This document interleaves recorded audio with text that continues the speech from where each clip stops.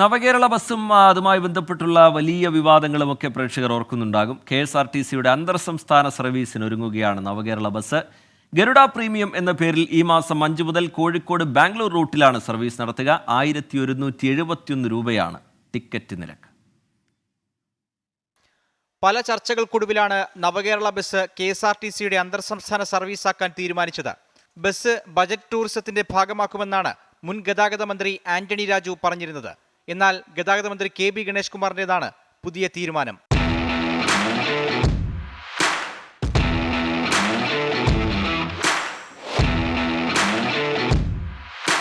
നിലവിൽ തിരുവനന്തപുരത്തുള്ള ബസ് ഇന്ന് വൈകിട്ട് കോഴിക്കോട് എത്തിക്കും. ജനങ്ങൾക്ക് കോഴിക്കോട് വരെ ടിക്കറ്റ് എടുത്ത് യാത്ര ചെയ്യാം.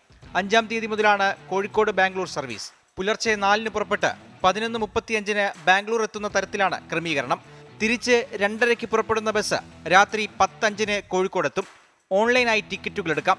കൽപ്പറ്റ, സുൽത്താൻ ബത്തേരി, മൈസൂർ എന്നിവിടങ്ങളിൽ ബസ്സിന് സ്റ്റോപ്പ് ഉണ്ടാകും. ഹൈഡ്രോളിക് ലിഫ്റ്റ് സംവിധാനവും ശുചിമുറിയും ബസ്സിലുണ്ട്. 24 തിരുവനന്തപുരം.